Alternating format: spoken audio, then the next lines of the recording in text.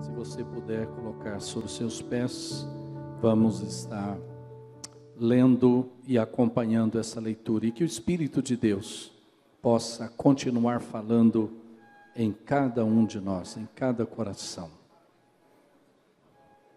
Irmãos, se alguém for surpreendido em alguma falta, vós que sois espirituais, corrigi-o com espírito de brandura, e guarda-te para que não sejas também tentado. Levai as cargas uns dos outros, e assim cumprireis a lei de Cristo. Porque se alguém julga ser alguma coisa, não sendo nada, a si mesmo se engana.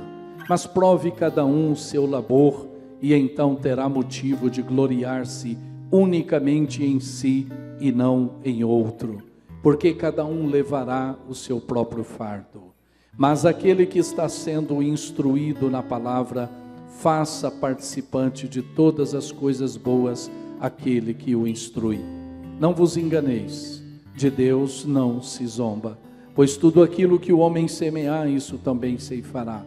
Porque o que semeia para a sua própria carne, da carne colherá corrupção, mas o que semeia para o Espírito, do Espírito colherá vida eterna. E não nos cansemos de fazer o bem, porque a seu tempo ceifaremos, se não desfalecermos. Por isso, enquanto tivermos oportunidade, façamos o bem a todos, mas principalmente aos da família da fé. Amém. Que Deus abençoe a sua palavra. Pode sentar.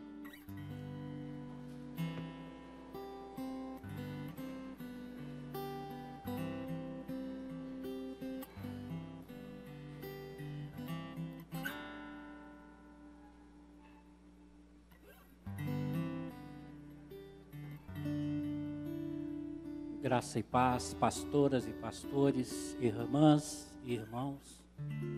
Esse é um momento muito sublime da nossa liturgia, é um momento de confissão.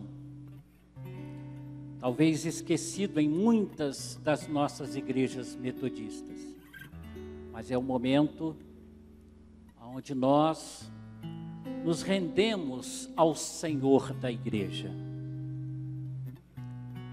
Render-se ao Senhor da igreja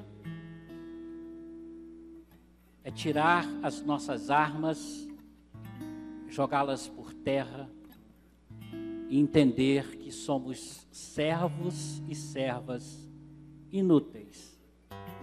E Ele é o Senhor da igreja.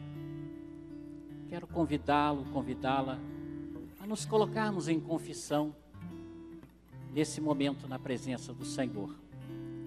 Se você quiser se ajoelhar, ou mesmo em pé, sentado, fique à vontade. O Senhor está presente conosco.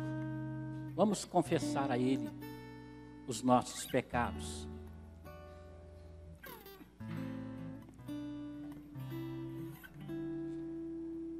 Senhor, a Tua palavra, ela declara que se nós confessarmos os nossos pecados, Tu és fiel e justo para nos perdoar e para nos purificar de toda a injustiça. Nos lembramos do Teu servo John Wesley, que disse: dá-me 100 homens que nada temam senão o pecado, e eu transformarei o mundo. Aqui estamos, Senhor, como igreja metodista no Brasil, com o desejo ardente, há mais de 150 anos, de transformar tantas situações difíceis, mas os nossos pecados, eles têm feito separação entre nós e o Senhor.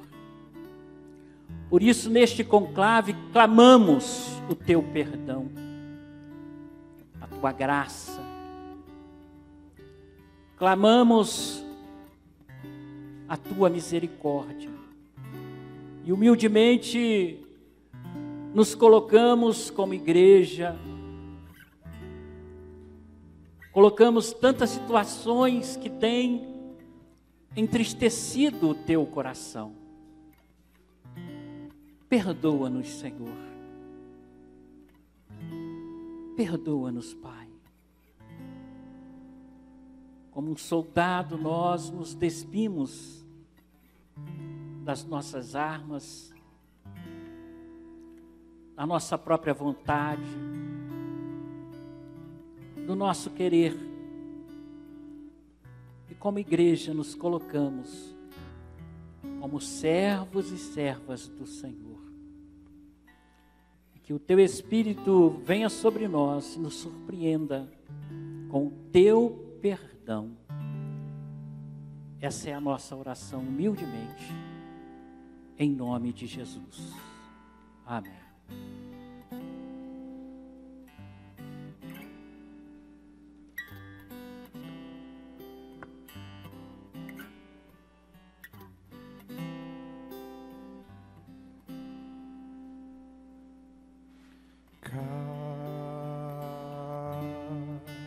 Cada instante contigo, Jesus, e passo aos teus pés, eu sou mais feliz.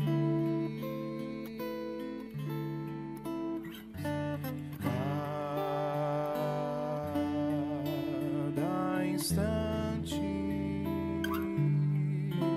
contigo, Jesus, é paz em minha alma, suave harmonia no teu grande amor. É paz em minha alma, suave harmonia no teu grande amor.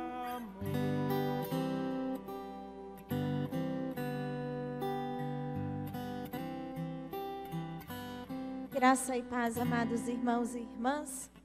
Se há um arrependimento, se há uma confissão de pecados, há também uma proclamação de perdão e há também um restauro do relacionamento com Deus. Em Gálatas capítulo 6, 14 a 16, a palavra do Senhor nos diz: mas longe de mim esteja a gloriar-me, senão na cruz de nosso Senhor Jesus Cristo, pela qual o mundo está crucificado para mim, e eu estou crucificado para o mundo. Pois nem a circuncisão é alguma coisa, e nem a incircuncisão, mas o ser nova criatura. E a todos os que andarem em conformidade com esta regra, paz e misericórdia sejam sobre eles e sobre o Israel de Deus. Amém, amém. Assim, proclamado o perdão, nós estamos habilitados pelo Espírito Santo de Deus, como servos e servas do Senhor, a louvar e a bendizer o nome do Senhor. Adoremos a Ele com ações de graça. Vamos ficar de pé, queridos.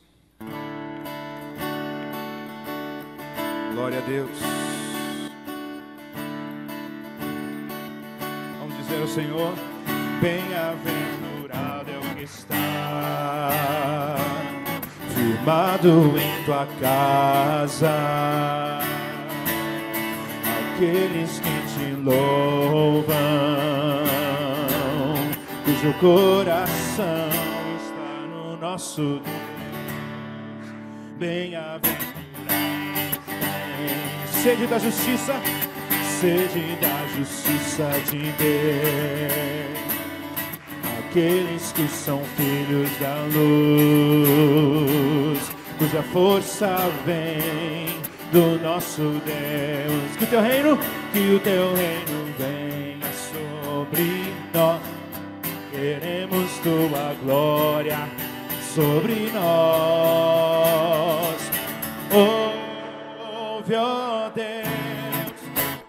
nossa oração, Altíssimo.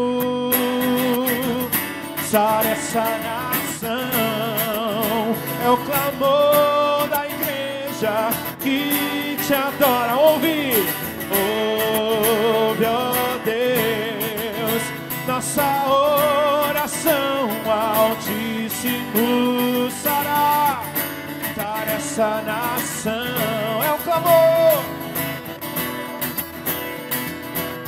Mais uma vez declare, ouve, Senhor. Ouve, ó Deus, como consigo aqui, Jesus, como igreja metodista, Senhor. Sara nossa igreja, sara nossa igreja, é o clamor da igreja que te adora. Só tu és santo, só tu és santo, só tu és santo, só tu és santo, Senhor. Só tu és santo, só tu és santo, só tu és santo, Senhor. Só tu és santo, só tu és santo, só tu és santo, só tu és santo, Senhor. Ouve, ó Deus, ouve, ó Deus, nossa oração, Altíssimo. Sara essa nação, é o clamor da igreja que te... Mais uma vez declare, ouve, ó Deus.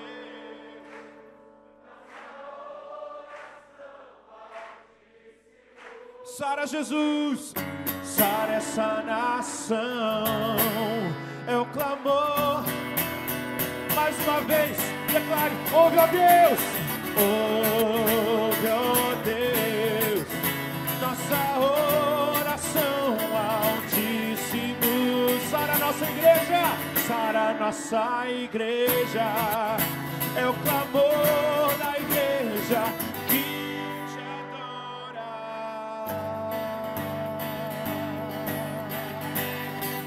Que te adora.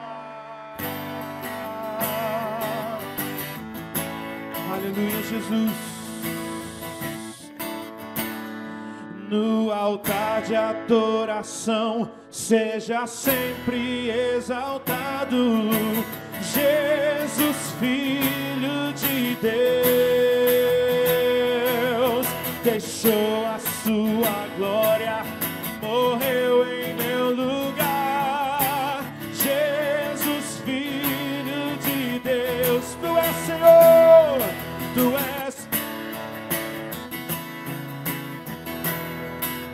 Deixou os céus, deixou os céus pra dentro. Declare, aqui não é o seu lugar. Um amor assim o mundo não conheceu. Naquela cruz, naquela cruz,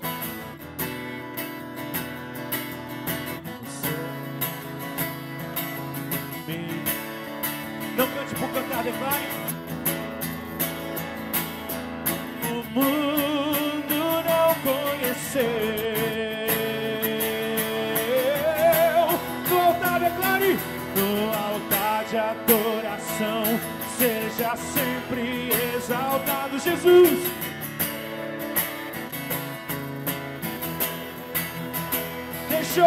Deixou a sua glória, morreu em meu lugar. Jesus, Filho de Deus, tu és Senhor, tu és Jesus, Filho de Deus. Levante suas mãos e declare. No altar de adoração, seja sempre exaltado, Jesus. Jesus e não outro. Deixou a sua, morreu em meu lugar. Jesus, Filho de Deus, tu és Senhor, tu és Jesus, Filho exaltado, seja exaltado, engrandecido. Teu nome é santo, poderoso é, e não há nada que apague o seu amor. A cruz me libertou, a cruz me libertou, a cruz me libertou, a cruz. Seja exaltado, engrandecido. Seu nome é santo, poderoso, e não há nada.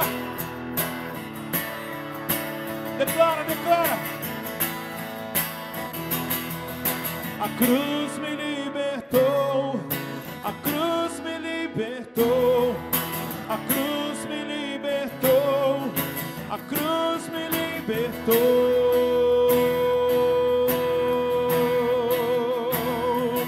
No altar de adoração, seja sempre exaltado, Jesus, Filho de Deus,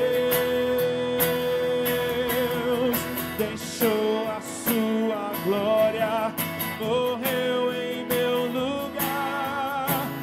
Jesus, Filho de Deus, tu és Jesus, Filho de Deus.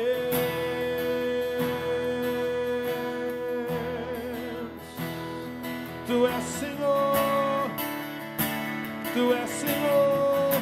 Se você vai aplaudir, faça mais forte a Ele.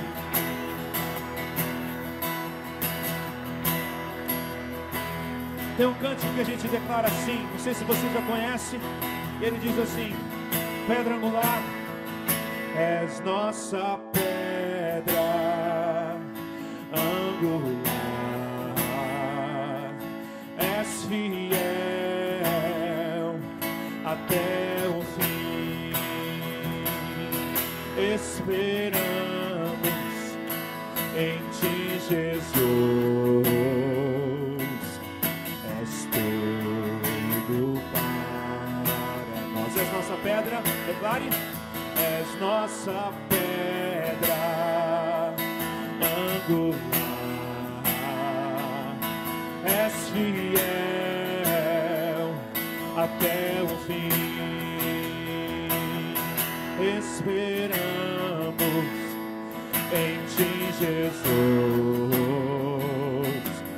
És tudo para nós. A outra parte ela declara assim: que a glória do Senhor mova a igreja a caminhar, que a justiça do Senhor seja a chama que arde em nós, que o amor do nosso Deus seja a força para viver.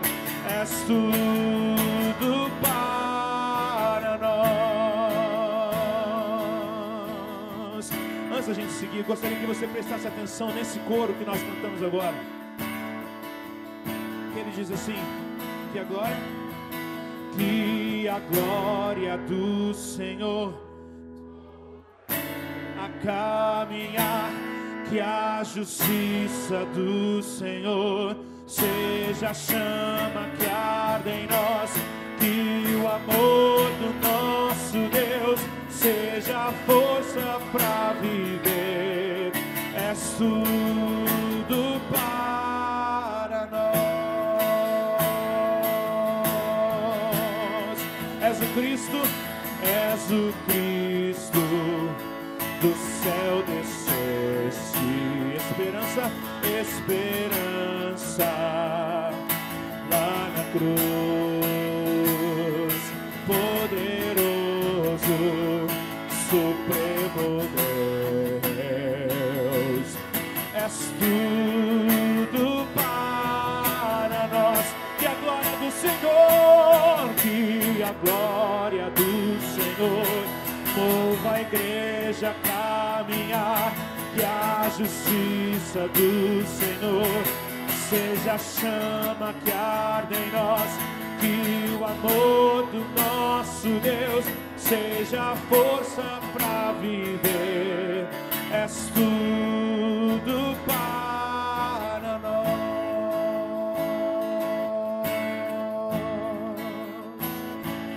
E ao final desta vida nos veremos, Senhor, nos veremos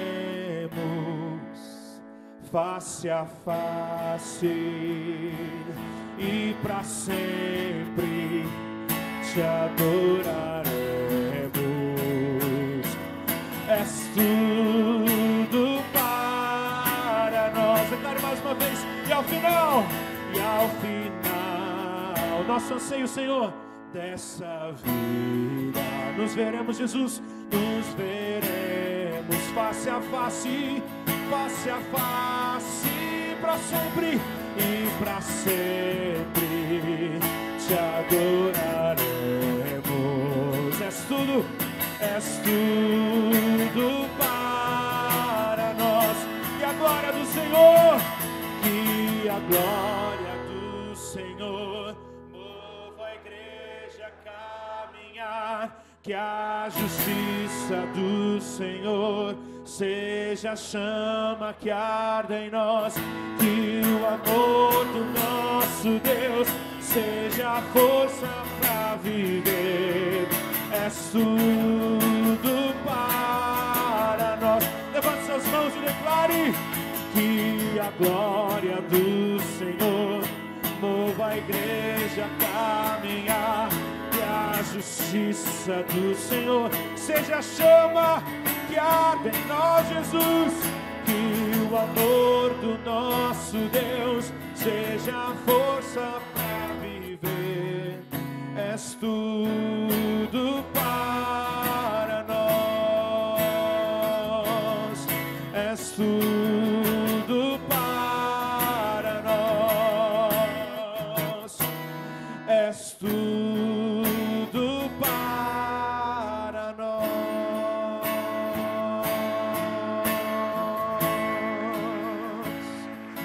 És tudo, Senhor, és tudo, Jesus. Tu és tudo, Senhor. É por causa de Ti que nós estamos aqui, Senhor. É por causa de Ti, Jesus. Porque Tu és tudo, Senhor. Tudo, Jesus. Tudo, Senhor. Tu és tudo, Jesus. Tudo, Senhor. E ao final desta vida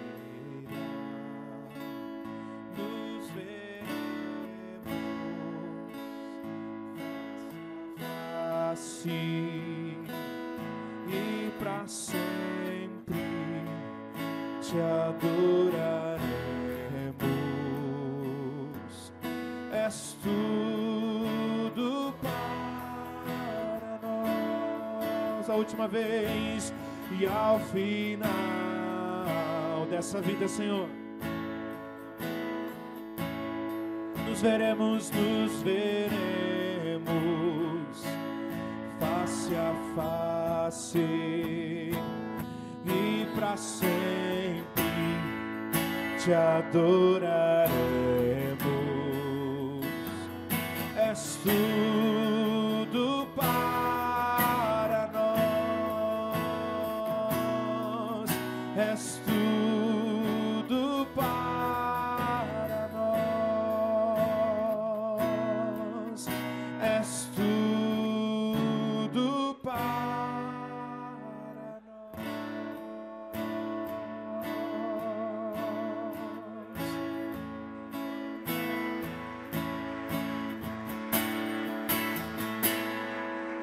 Aleluia, aleluia.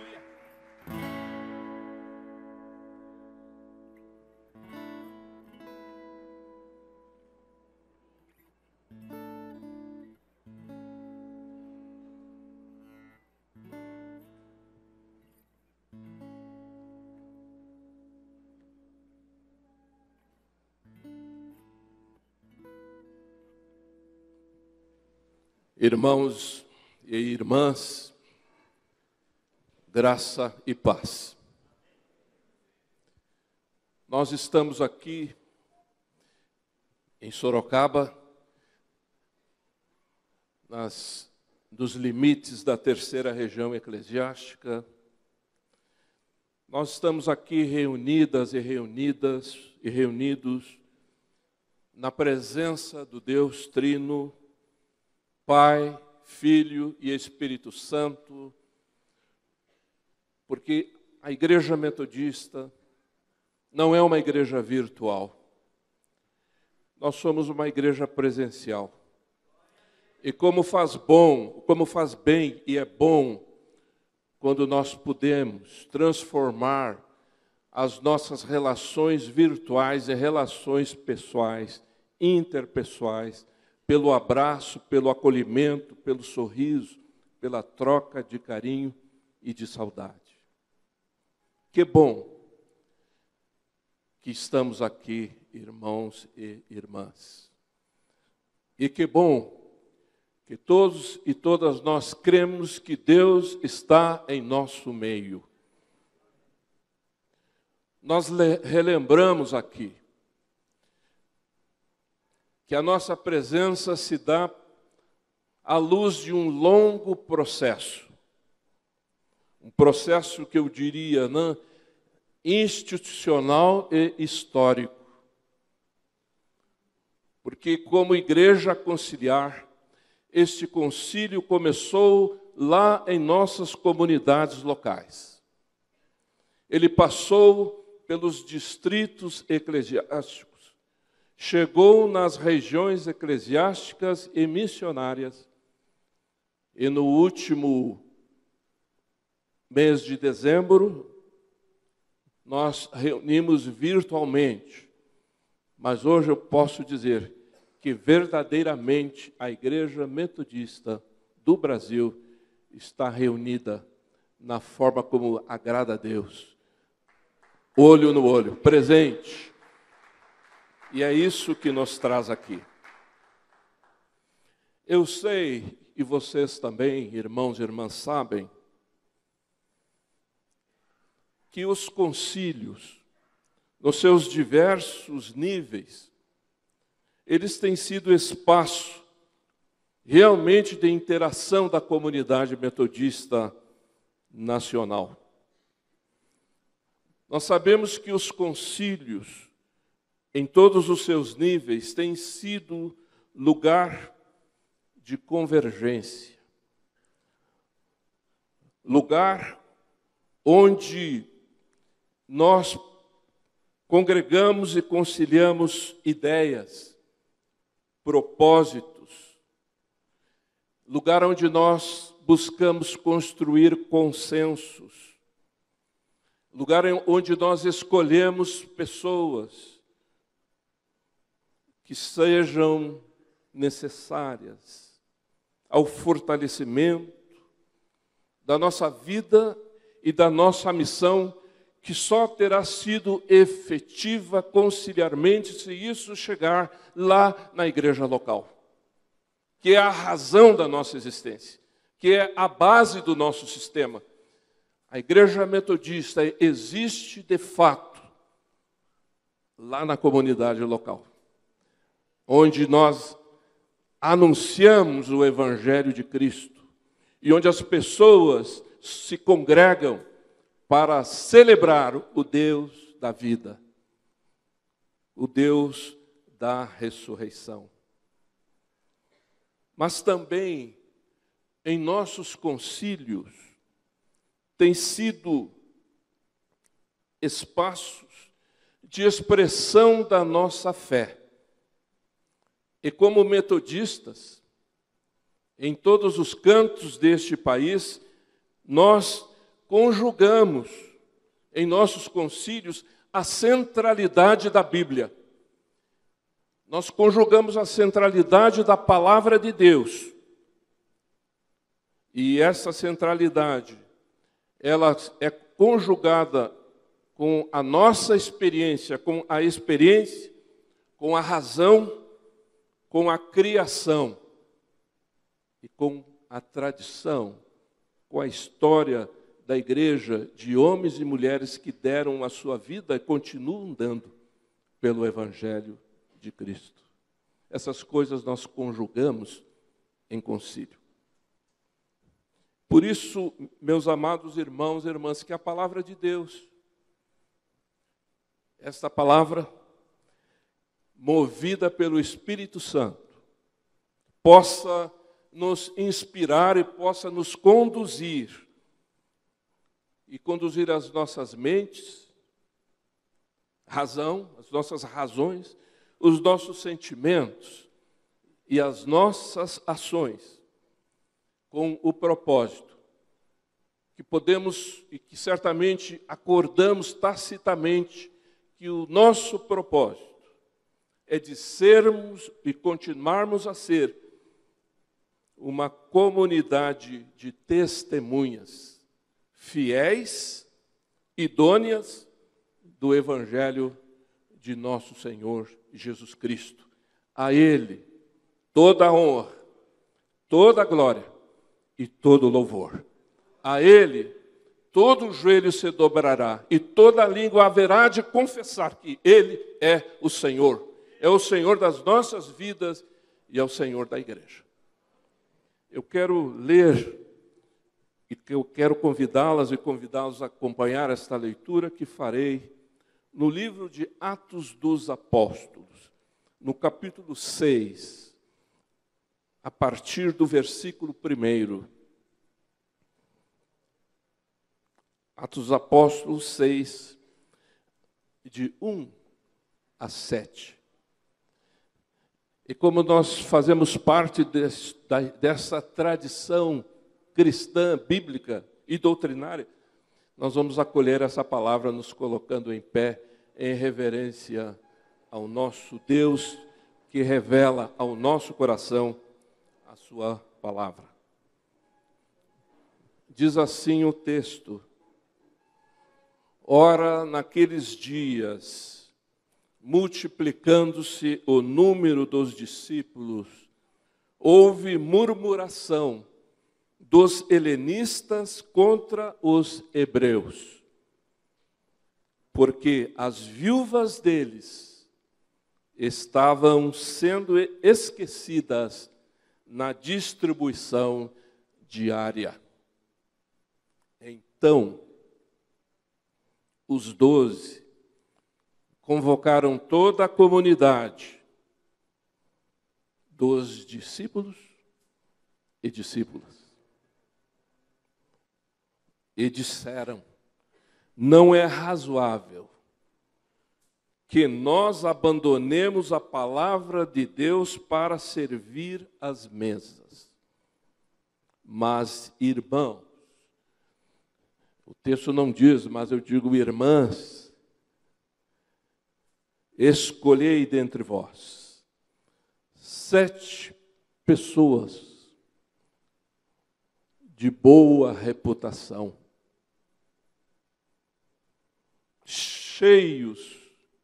cheias do Espírito Santo e de sabedoria, aos quais encarregaremos este serviço. E quanto a nós, nos consagraremos à oração e ao ministério da palavra. O parecer agradou a toda a comunidade, e elegeram Estevão, homem cheio do Espírito Santo, Felipe, Prócoro, Nicador, Timão, Pármenas e Nicolau prosélito de Antioquia. Apresentaram-nos perante os apóstolos, e estes, orando, lhes impuseram as mãos. Crescia a palavra de Deus, e em Jerusalém se multiplicava o número dos discípulos, também muitíssimos sacerdotes obedeciam à fé. Esta é a palavra do Senhor para a minha para a nossa vida. Amém. Podemos sentar, irmãos e irmãs.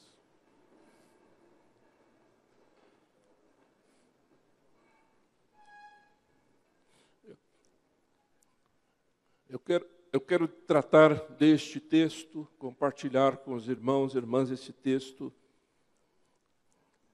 à luz de 3 pressupostos. E o primeiro deles é que igreja viva é movimento do Espírito Santo. Igreja viva é movimento do Espírito Santo. Uma das tantas frases, eu diria assim, inspiradoras e motivadoras do reverendo John Wesley, foi escrita em 1786, quando ele tinha 83 anos de idade, nas suas obras, e ele diz assim: não tenho medo que o povo chamado metodista um dia deixe de existir. Tanto na Europa como na América. Mas tenho medo que existam somente como uma seita morta, tendo a forma de religião, mas sem poder. E aí ele continua, porque a gente às vezes não continua essa leitura, ele continua lá nas suas obras, fazendo a seguinte pergunta: qual será a doutrina fundamental, né, do metodismo? Qual será a doutrina fundamental que vai assegurar que o metodismo não sofra o risco de se transformar numa seita sem vida? Ele diz assim, e ele responde: qual será a sua fundamental doutrina? Ele responde que a Bíblia é a vontade total e única, tanto da fé como da prática cristã. Um amém para o reverendo João Wesley. Nós metodistas brasileiros e brasileiras, ao longo de 155 anos de missão ininterrupta em nosso país, porque se a gente considerar, né, quando as primeiras sementes do metodismo foram lançadas em 1835, e nós com 92 anos de nossa autonomia da Igreja Metodista Unida dos Estados Unidos, quer dizer, ao longo destes 155 anos e ao longo desses 92 anos de autonomia, nós enfrentamos muitos momentos que poderia se chamar de crise, muitos momentos de tensionamentos e muitos momentos de excepcionalidades. Tivemos alguns movimentos internos de ruptura que determinaram o surgimento de outras denominações. E eu posso dizer que mais recentemente experimentamos o fracionamento de algumas determinadas comunidades locais, com a formação de outras comunidades ou dos chamados ministérios. Além das crises das nossas instituições educacionais, crise na nossa instituição teológica e crise em muitas das nossas instituições sociais. Nestas rupturas, ou nessas crises, não faltaram previsões, vaticínios sobre o fim de determinada comunidade ou o fim da própria Igreja Metodista. mas ao longo das gerações que se sucederam e chegaram até nós, ao longo deste processo de geração em geração, nós podemos afirmar que a igreja do coração aquecido é uma igreja resiliente. É uma igreja, irmãos e irmãs, que busca, que procura olhar a missão de Deus além das nossas crises institucionais e mesmo além das crises da sociedade em que vivemos e que nos afetam.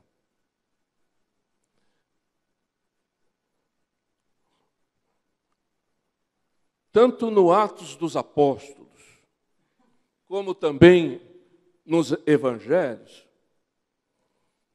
nós podemos perceber que a comunidade de seguidores e seguidoras dos ensinos ou da fé em Cristo, sob a liderança dos discípulos, depois dos apóstolos, ela se constitui a partir de um chamado original. Deus chama, é Ele quem chama. A iniciativa deste chamado de constituir uma comunidade de seguidoras e seguidores de Jesus é dele. E as pessoas, a cada geração, respondem ou não a este chamado.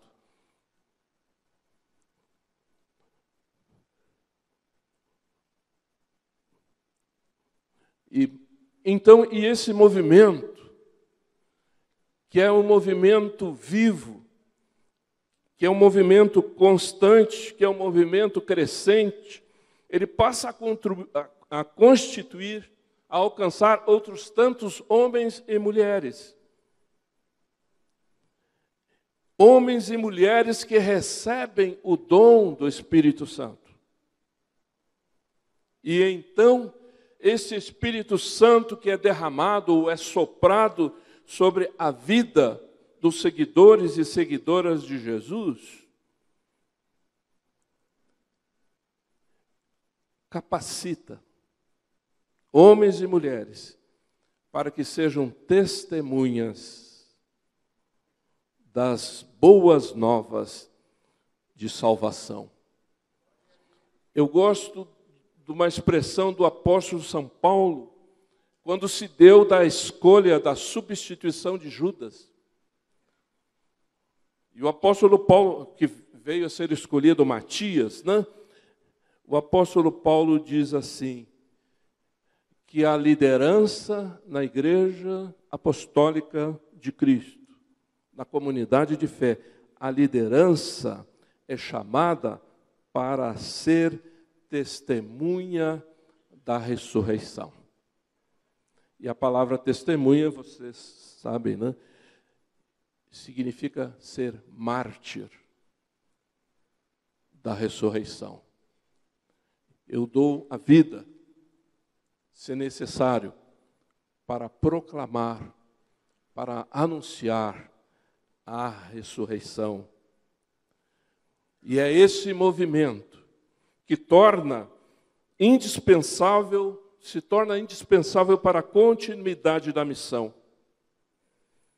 Em meio às ameaças do tempo histórico, das dificuldades internas e externas, a Igreja de Cristo continuaria caminhando pela graça e com o poder do alto. Onde os dons e os frutos do Espírito se manifestam na vida cotidiana e na prática dos diferentes ministérios, tanto em Jerusalém, como em toda a Judéia, Samaria e até os confins da terra. Em outras palavras, uma visão missionária do Espírito Santo, cujo palco de atuação da igreja é o mundo. E que para nós metodistas, reinterpretada por John Wesley ao seu tempo, ele diz que o desafio missionário, da visão missionária dos metodistas e das metodistas é olhar o mundo como a nossa paróquia. Esta convicção forjou uma identidade que não dá para ser mais confundida. A Igreja de Cristo é aquela que persevera na doutrina dos apóstolos, persevera no partir do pão, persevera nas orações. A prática, estar junto, ter tudo em comum, e o Senhor acrescenta. A simplicidade do Evangelho da Igreja Apostólica. Como a Bispa Marisa muitas vezes diz, o Evangelho é simples. E é verdade. Entendo que a maioria das dificuldades e dos desafios enfrentados pela comunidade de fé, pela comunidade cristã, para mim não foram as perseguições, as incompreensões, o martírio de suas lideranças. Essas ameaças e essas dificuldades externas sempre foram recorrentes na vida da igreja. Considero que aquilo que é inusitado, aquilo que é extraordinário, aquilo que é realmente desafiador à vida da igreja, da comunidade apostólica, era manter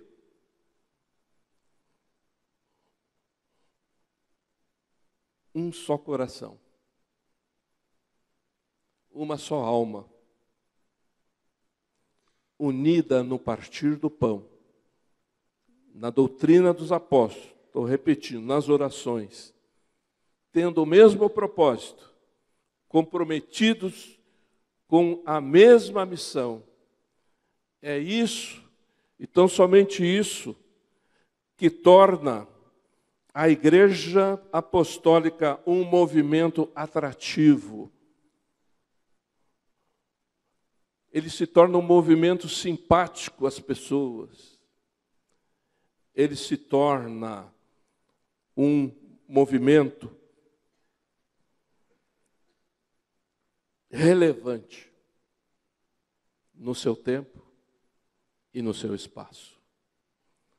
Aí, o Espírito Santo que se derramou para a igreja, sobre a igreja, para torná-la um movimento vivo, relevante.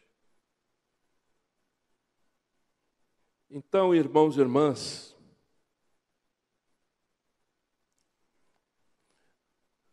eu entro no segundo tempo, no segundo momento, que é o que é necessário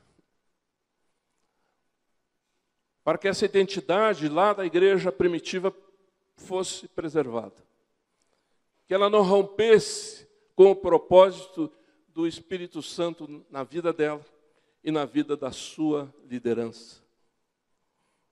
Eu penso que nesse ponto que eu trato é a unidade da igreja.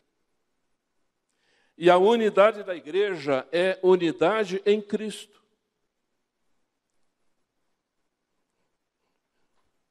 O contexto que eu percebo maior desta narrativa está em Atos 2, 42, 47, onde Lucas expressa de uma forma muito objetiva e muito clara a dinâmica da vida comunitária dos cristãos e cristãs. Como é que eles viviam? Como é que a igreja vive? E eu penso que esta é uma pergunta atemporal.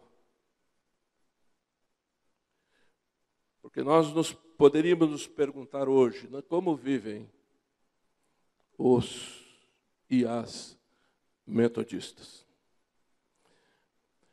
Porque o modo como nós vivemos é o modo pelo qual nós somos identificados. Eu vou ao texto numa simples exegese, até porque o meu saber não me permite aprofundar muito uma exegese. E ainda tive o socorro, uma ajuda do professor Paulo Garcia. Eu penso que numa simples exegese deste primeiro versículo do texto que nós lemos, onde a comunidade de discípulos e discípulas é convocada por sua liderança,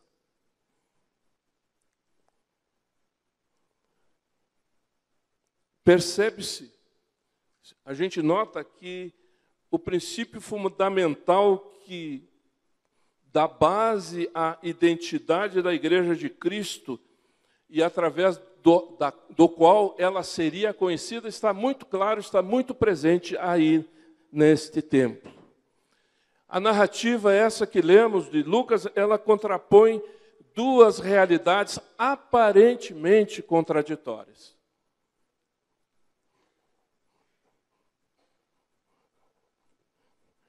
O texto começa utilizando um verbo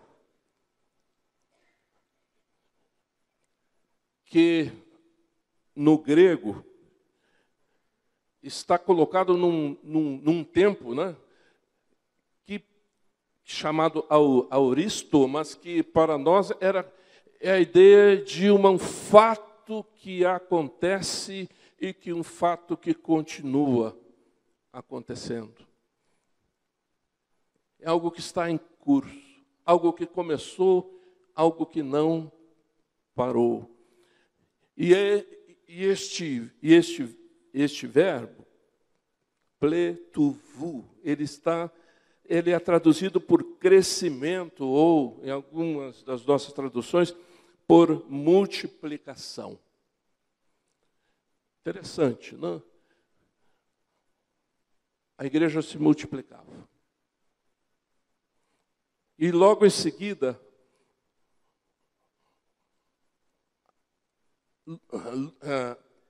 Lucas fala da palavra que nós traduzimos por muração, gongismos. Parece que há um contraste aqui, irmãos e irmãs, que é permanente na vida da igreja entre o Cronos e o Kairos. O crescimento, a multiplicação dos discípulos e discípulas, das pessoas que professavam a fé em Jesus, é sinal de bênção. É sinal de vitalidade do movimento. O crescimento com o acréscimo de novas pessoas na vida da comunidade cristã mostra a sua relevância, onde há um claro e manifesto desejo das pessoas de fazer parte desta comunidade. Ninguém decide fazer parte de algo que não sinta que seja relevante para a sua vida.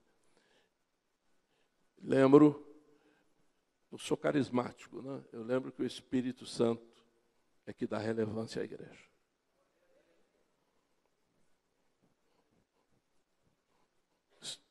Quando isso acontece conosco, o que acontece na sua igreja, na sua comunidade local, quando as pessoas são atraídas para a igreja? O que acontece, gente?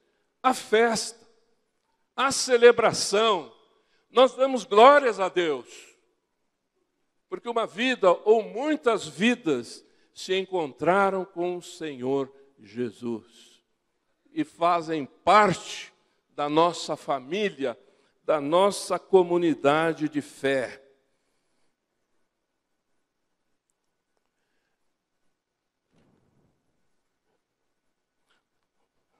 Na pesquisa que fiz do léxico que utilizei,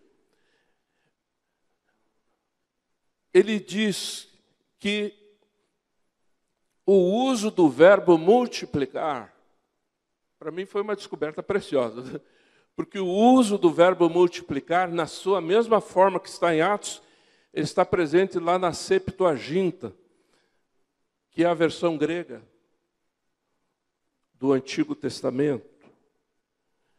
E ele aparece num texto para mim sublime. Gênesis 1, 28. No relato da criação, quando diz que a fecundidade e a multiplicação, a geração de vida, é fruto de declaração expressa da bênção de Deus sobre a vida de homens e mulheres. Eu declaro a bênção sobre vocês, vocês serão fecundos e fecundas e se multiplicarão. E também sobre a criação. Por isso que para nós a criação faz parte do nosso primado teológico, que é fruto da obra criadora de Deus. E toda a criação será redimida e restaurada pelo poder de Deus.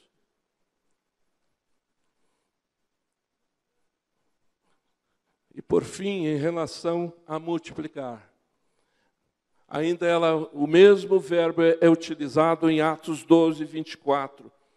Quando Lucas vai dizer que o anúncio da palavra, pessoal, pastores e pastoras, né, sabe disso do Logos, o anúncio do Logos, da palavra encarnada, que é Cristo, o anúncio do Logo de Deus, faz crescer e multiplicar. Quando nós anunciamos a palavra de Deus, há multiplicação e há crescimento.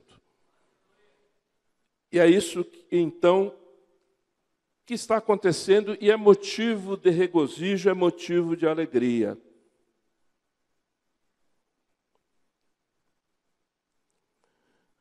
Então, meus irmãos e irmãs,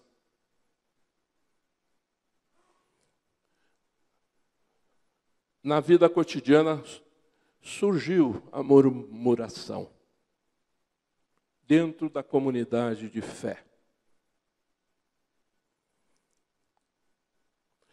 Mas nós não podemos, pelo menos eu penso que nós não se pode, à luz do texto, não se pode atribuí-la como uma decorrência natural do crescimento.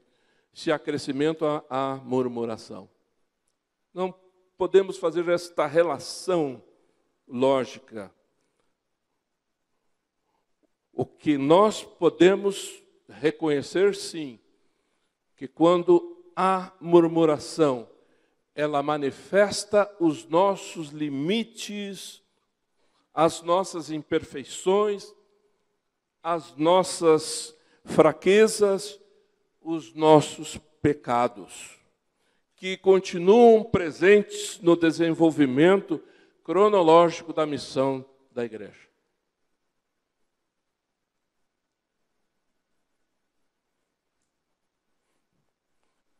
Porque uma outra possibilidade de murmuração, de interpretar murmuração à luz do texto, é que é um sentimento de desagrado, de desconforto.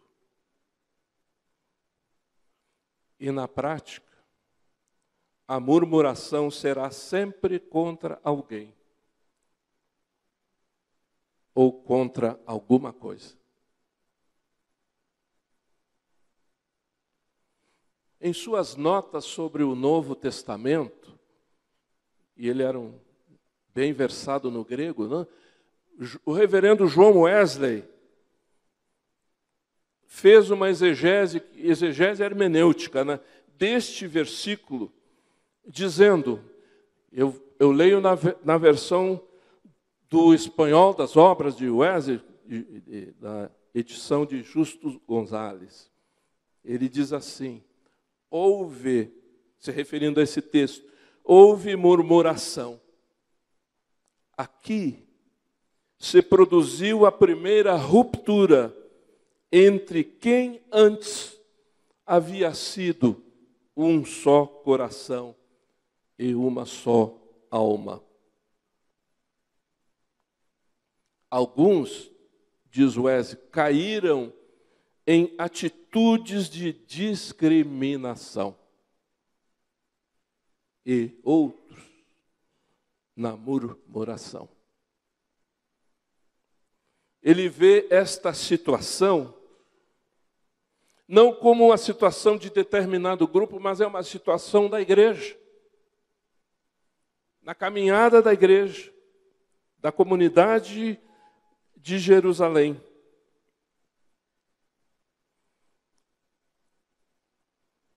E entende que este fato é um meio para purificar e fortalecer a comunhão com Deus e a unidade do corpo. Logo, digo eu, murmuração, descontentamento, sem solução, não produz vida e pode gerar morte. A liderança da igreja, através dos 12, entendeu da necessidade de que tudo isso precisava ser resolvido, precisava ser explicitado, precisava ser tratado, precisava ser decidido.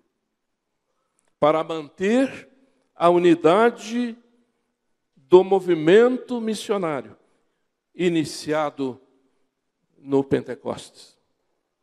A ação da liderança, acolhida pela comunidade de discípulos e discípulas, demonstra para nós que a eclésia, a igreja de Deus, ninguém poderia ser negligenciado, ninguém poderia ser esquecido na koinonia, no serviço da comunidade de fé. E diante desses momentos que acontecem, estava dentro da própria comunidade a resolução deste problema interno enfrentado. Uma comunidade que fosse sensível e pronta para discernir, entender a totalidade do corpo, em amor e movida pelo Espírito Santo.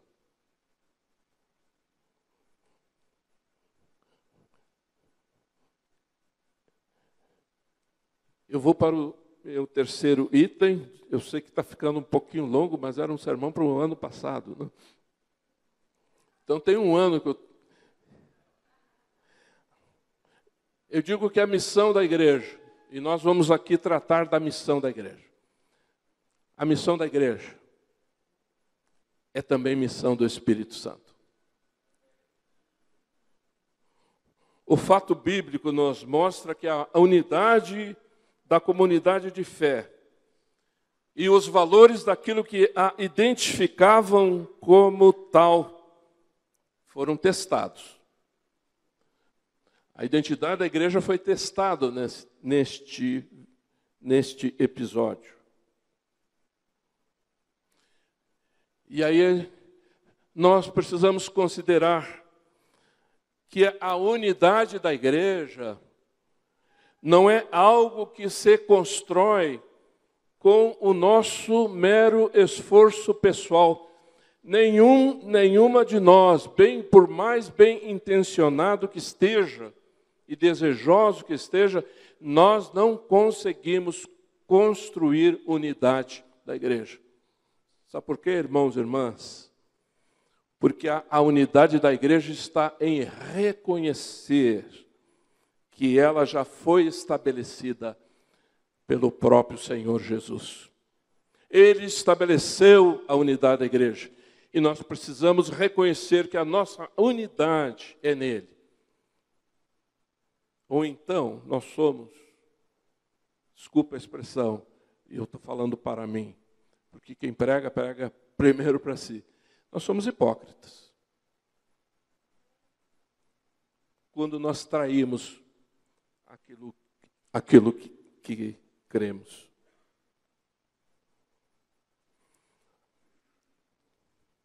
Em sua oração, Jesus diz assim, que todos e todas nós sejam um. Isso é a oração de Jesus. Não é a oração do bispo Virgílio, o desejo. É a oração de Jesus pela sua igreja, que sejam um. Como és tu, ó Pai, em mim, e eu em ti, também sejam eles em nós. Para quê? A unidade tem uma finalidade, para que o mundo creia. Se não houver, o mundo não crê. Aquela pergunta, né? Como vivia a comunidade cristã? O que identificava para quem estava olhando de fora? Era simpático? Era sinal de bênção?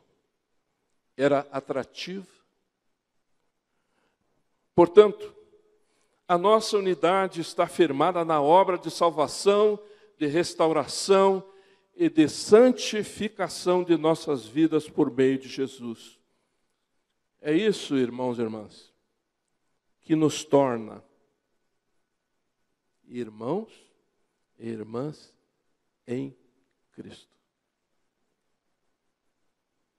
E membros uns dos outros, umas das outras. Quando a gente está aqui, nós somos um só corpo. Somos membros uns dos outros, preferindo-nos em honra uns aos outros, em amor. Porque essa é a vontade do Espírito Santo para a vida da igreja. E essa é a razão pela qual Jesus orou pela sua igreja.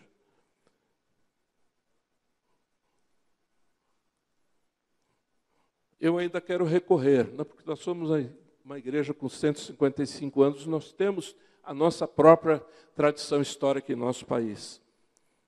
Mas nós temos um documento que tem 40 anos, Plano para a Vida e Missão, que eu pesquei uma frase lá, né, que eu entendo importante. Quando diz assim, a igreja,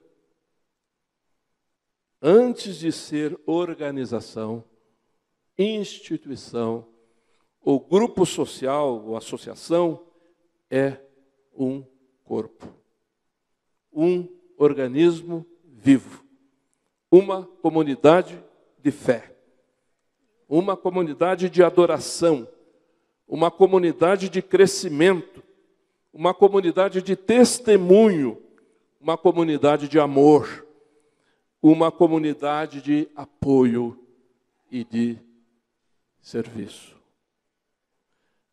Quero concluir, e vocês podem dar graças a Deus, não, por isso.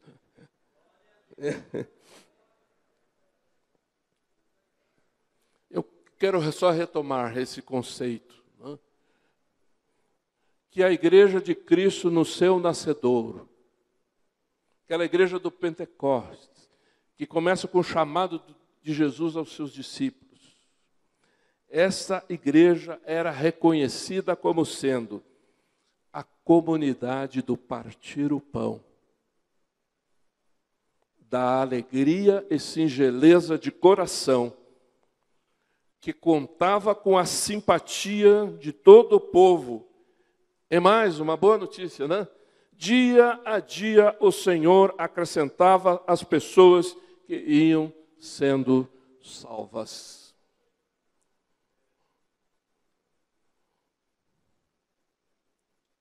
Como metodistas, nós participamos desta missão de Deus, por meio do Espírito Santo. E nós entendemos que na igreja tudo deve estar voltado para a missão. Nós temos que transformar isso na prática, diz Fábio, na prática missionária da igreja em qualquer comunidade local, região eclesiástica ou missionária. E no âmbito nacional, tudo tem que ser voltado para a missão. E a missão de Deus nós sabemos que é reconciliar consigo o mundo por meio de nosso Senhor e Salvador Jesus Cristo. Então, para a comunidade cristã, isso se traduziu no dia a dia, né? Vocês todos e todas aqui vivem a igreja local no seu dia a dia, como pastores, pastoras, como leigos e leigas, todos nós vivenciamos a comunidade local no dia a dia. E nós sabemos que é na comunidade local, no dia a dia, que essas ações concretas se manifestam como um só corpo. E nesta reciprocidade, nesta mutualidade do corpo, somos ligados e ligadas uns aos outros, umas às outras, neste só corpo. Para nós, a comunhão é partir o pão à mesa, de casa em casa, na equidade da partilha, sem discriminação. Todos e todas somos iguais na Eclésia de Cristo. Por isso, o pão, a partilha, aquilo que nos alimenta tem que ser justo. Todos e todas têm que serem alimentados. Todas e todas têm o seu lugar na vida prática da igreja. E quando nós celebramos a ceia, quando nós compartilhamos o pão e o cálice, nós reafirmamos, irmãos e irmãs, nós reafirmamos a nossa relação de pertencimento um ao outro, uma à outra, diante de Deus. Nós reafirmamos isto, diante de Deus.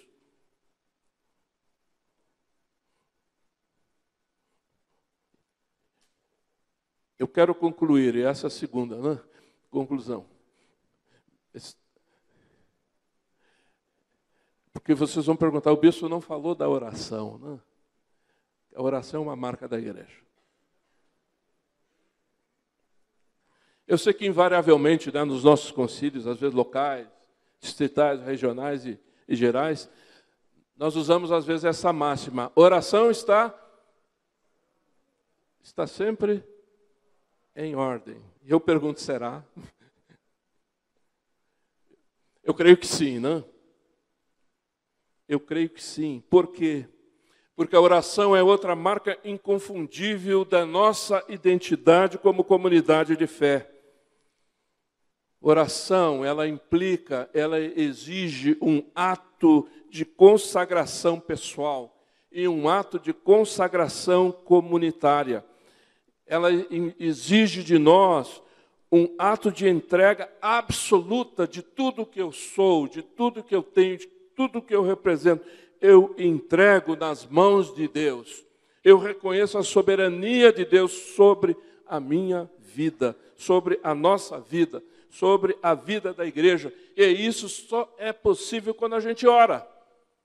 Porque a oração é que nos dá esta dimensão da presença sobrenatural e tremenda de Deus entre nós.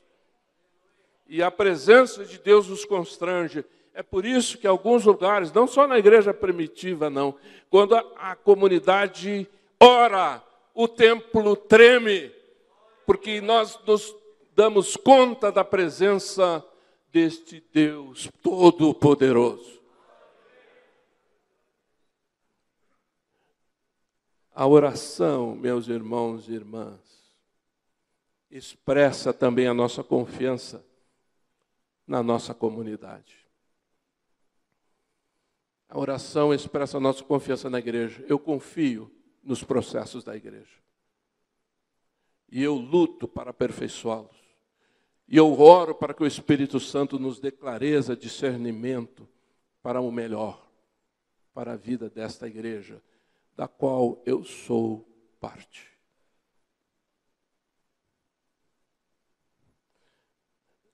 Na oração, quando a igreja ora, nós outra vez declaramos que Cristo é o Senhor.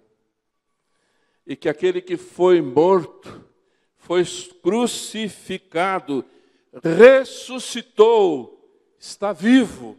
Por isso que a gente ora para Ele, porque Ele está vivo, Ele está aqui, está entre nós, por meio do Seu Espírito Santo que passeia sobre nós. Eu creio nisso. E é isso que moveu a igreja e torna a igreja um movimento vivo, atrativo, vibrante, multiplicador. Porque o propósito de Deus é salvar todas as criaturas. E nós fazemos parte desta missão. Irmãos e irmãs, nós representamos aqui neste conclave. Eu faço uma estimativa, à luz de alguns dados, mas eu faço uma estimativa. Que nós representamos aqui mais ou menos 300 mil pessoas. Entre pastores, pastoras, irmãos e irmãs leigos, de todas as faixas etárias, desde as criancinhas que nós batizamos, até os idosos como eu, que a igreja cuida. Esse é o nosso povo, essa é a dimensão do nosso concílio. Ele não se esgota aqui, ele não se resume a isto aqui, ele é maior, ele é representativo de todos os anseios, desejos e orações que foram feitas sobre a sua vida, sobre a minha vida, sobre nós. Houve jejum, houve oração. Não para que A ou B se sentisse vencedor ou vencedora, mas que o povo de Deus em concílio ouvisse a voz de Deus para decidir pelo melhor da igreja, que é dele. Então, que o Espírito Santo continue a agir sobre nós, reconhecendo que o princípio dos carismas,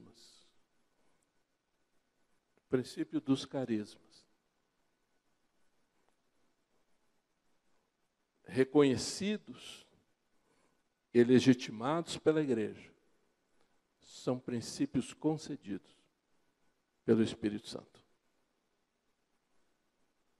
Na igreja metodista,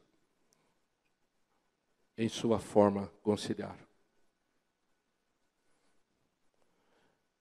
Eu quero orar com vocês apenas uma frase, dizendo assim: Espírito Santo, continue a soprar e agir em nosso meio, para que esse 20º Concílio Geral seja marcado pela motivação missionária, pela unidade de propósitos e pela restauração institucional que precisamos para sermos relevantes pela palavra, pela oração e pelo serviço missionário em todas as nossas regiões eclesiásticas, missionárias, distritos e igrejas locais. Oramos e suplicamos a Ti, em nome de Jesus. Amém. Amém.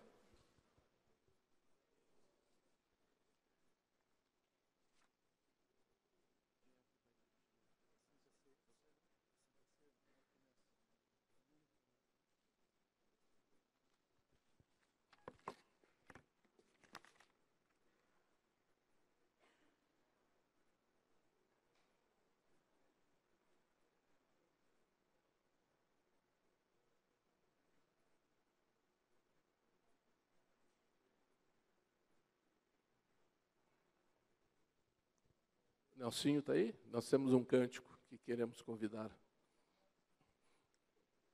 Para que nós nos colocando em pé, cantemos este este cântico.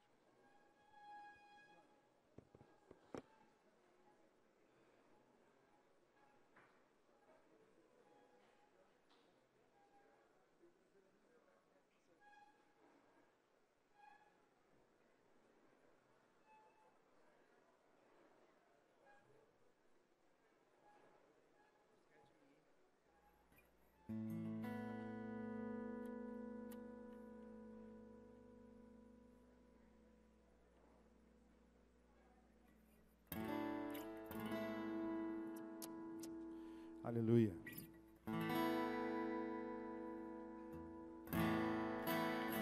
Graças pela cruz, ó Deus,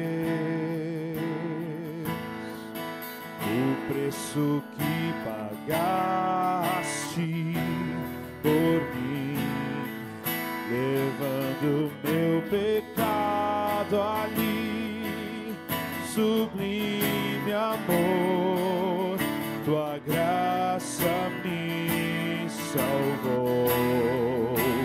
Graças pelo teu amor,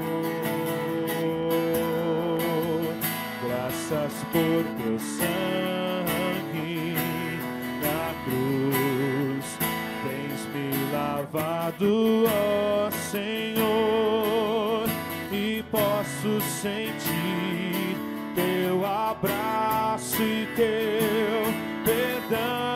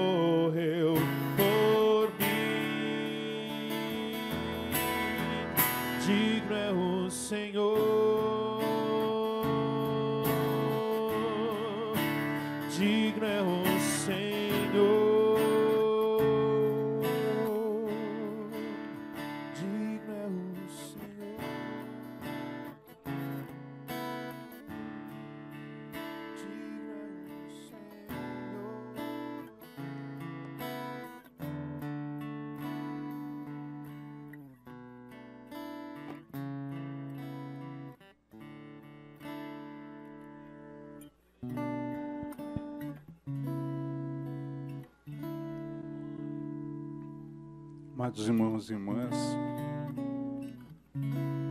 a abertura de um concílio evoca muitos sentimentos diferentes e às vezes ideias diferentes. Tem gente que vem para o concílio para reafirmar sua posição, seu ponto de vista. E o nosso objetivo não é esse. Nós somos diferentes, temos diferenças e nos reunimos aqui para reafirmar nossa unidade, para declarar que com todas as nossas diferenças é possível conciliar. Em Cristo Jesus é possível conciliar. Por isso que na abertura do concílio nós não podemos nos deixar deixar de nos lembrar daquilo que nos possibilita o sacrifício de Jesus.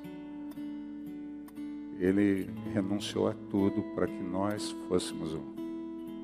E a respeito disso, a palavra do Senhor fala assim: amados irmãos e irmãs, a nossa declaração de ceia, quer dizer, no ritual fala assim: amados irmãos e irmãs, o Senhor Deus onipotente, nosso Pai Celestial, entregou Jesus Cristo, seu unigênito Filho, à morte de cruz para a nossa redenção.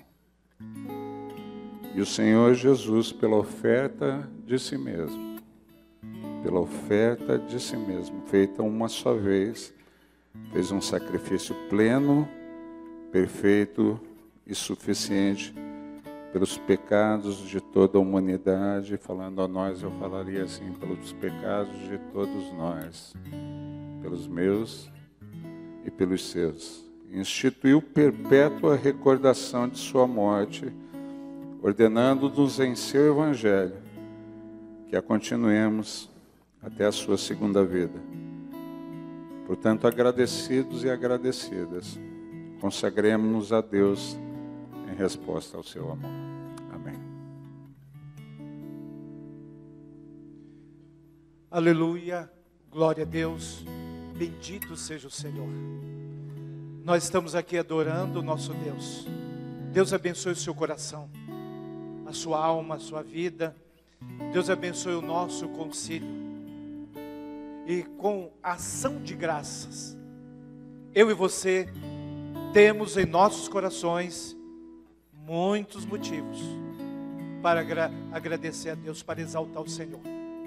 A nossa litania de ação de graças: elevai os vossos corações. Demos graças ao Senhor nosso Deus.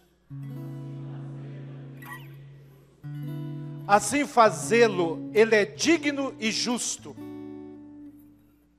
Eu repeti, né?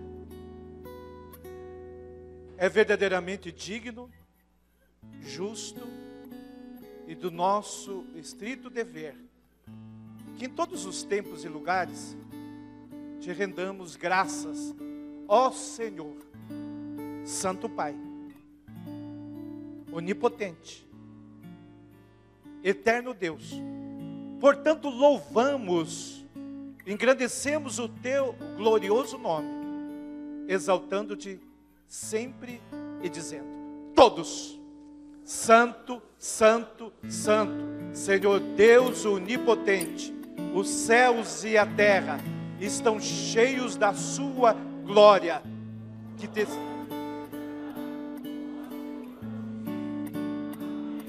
Vamos repetir novamente, bem forte. Santo, Santo, Santo, Senhor Deus onipotente, os céus e a terra estão cheios da tua glória. Glória te seja dada, ó Senhor Altíssimo. Amém? Você pode aplaudir bem forte o Senhor, bem forte. Aleluia, glória a Deus. Amém.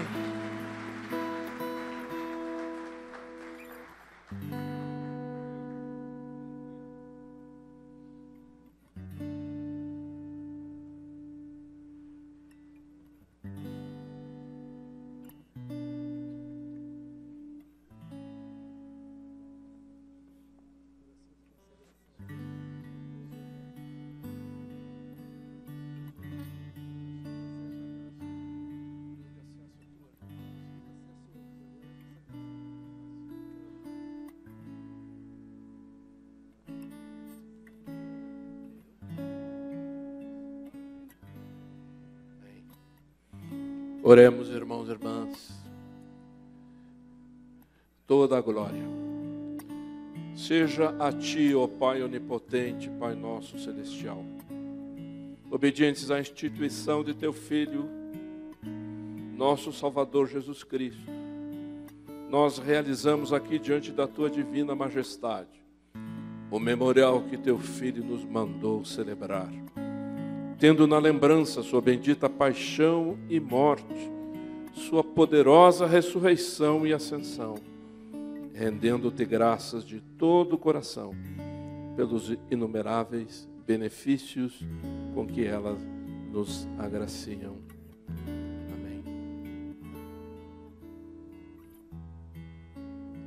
Oremos todos os que puderem. Oração de humilde acesso.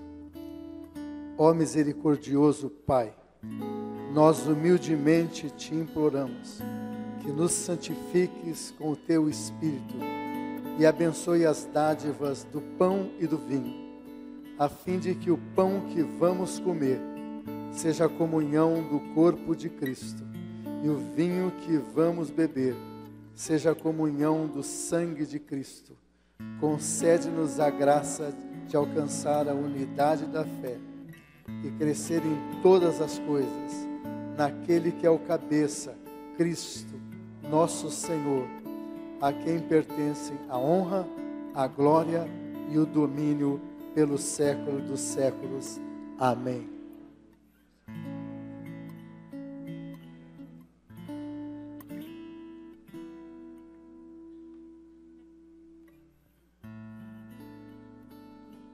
Nas palavras do apóstolo Paulo, amados irmãos e irmãs, porque eu recebi do Senhor o que também vos entreguei, que o Senhor Jesus, na noite em que foi traído, tomou o pão e, tendo dado graças, o partiu, e disse: este é o meu corpo, que é dado por vós.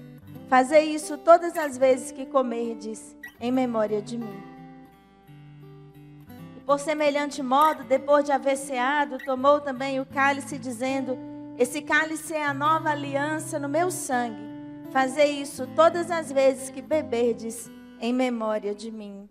Amém. Amém. Amados irmãos e irmãs, nós temos uma instrução que nos foi passada para esse momento da celebração. E nós temos algumas estações aqui ao nosso lado. Nesse cálice que você vai receber também já está ali acima o pão, para que cada um de nós possa participar com toda a segurança possível. A orientação que nos tem sido dada é que nós possamos vir pelo meio, pegar e voltar aqui pelo centro. Você vai aí de um lado e do outro. Vamos tentar fazer da seguinte maneira. Nós vamos começar de trás para frente. Quando você perceber que a fila atrás de você andou, está chegando a sua vez de participar. E assim nós vamos nos aproximar da mesa e vamos todos voltar aos nossos lugares para que possamos comer juntos. Amém?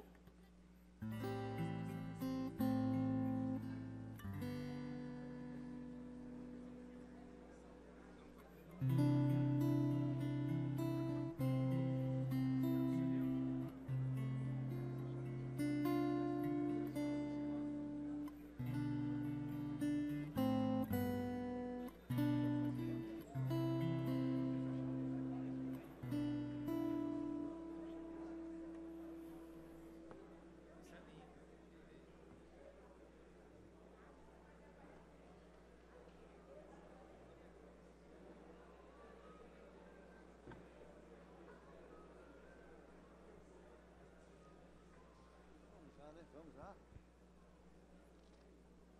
Achou, parceiro? Achou, parceiro?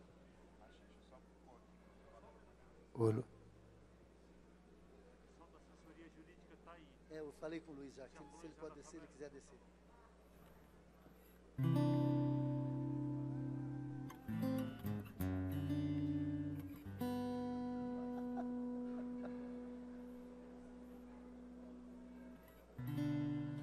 Cristo levou sobre si As nossas dores. Ele levou sobre si as nossas transgressões. O castigo que nos traz a paz estava sobre ele, e por suas chagas fomos sarados. Ele levou sobre si as nossas maldições. Ele sofreu para que tivéssemos perdão. Seu sangue derramou para nos resgatar das trevas E nos lavar de toda iniquidade. Jesus, Pão da vida, Jesus, luz do mundo, príncipe da paz, maravilhoso conselheiro, fonte de eternidade, amor, Jesus, Deus Emanuel, Jesus, Santo dos Santos, árvore da vida, rio que brota do trono de Deus, alegria profunda no meu coração. Jesus, Deus Emanuel, Jesus, Santo dos Santos, árvore da vida, rio que brota do trono de Deus, alegria profunda no meu coração, recebe adoração.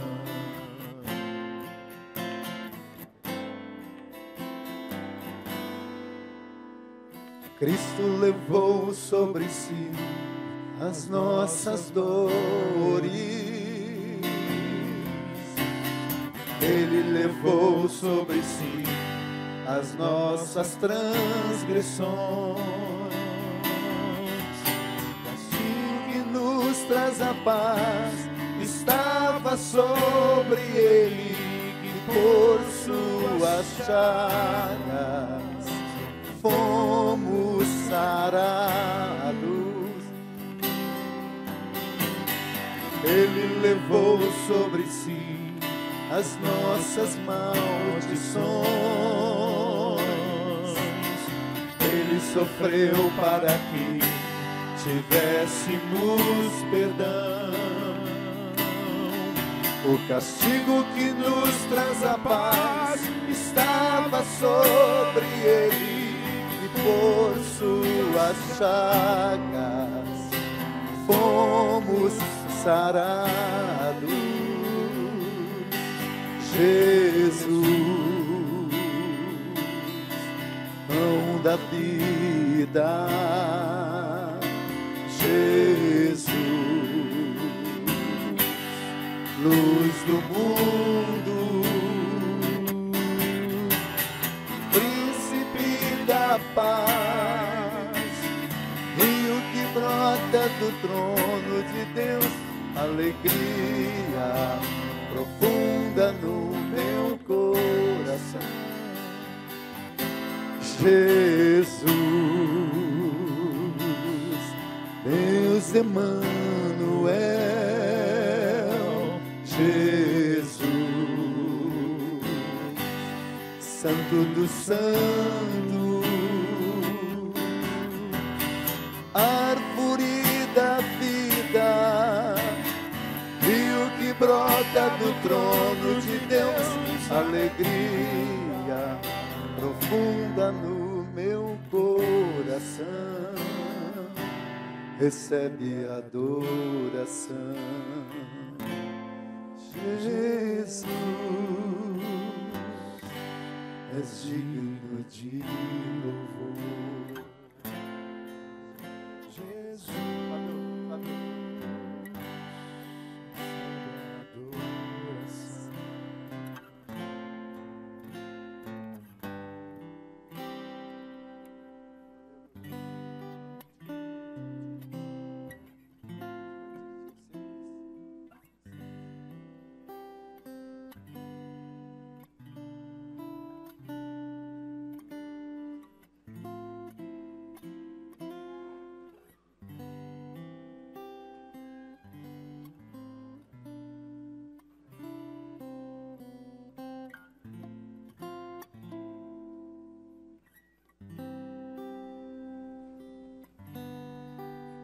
Irmãos e irmãs, faça a sua oração pessoal diante dos elementos que está na nossa mão e que representam, simbolizam o sacrifício de Jesus feito por ti, por mim, por nós.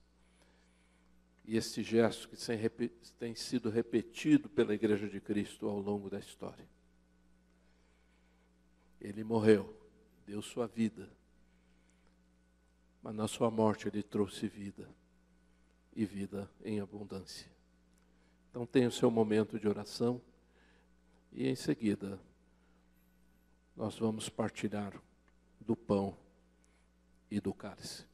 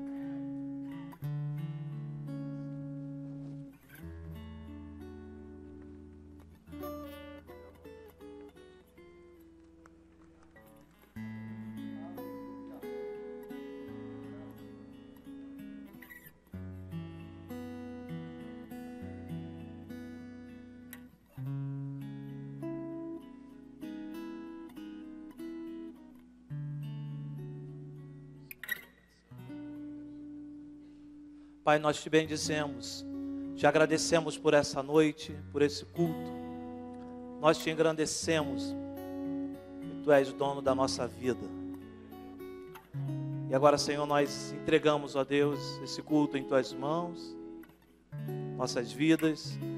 Rendemos graças, Senhor, pela oportunidade de celebrar o Teu nome, de ouvir a Tua palavra, se revela a nós, de partilharmos da mesa.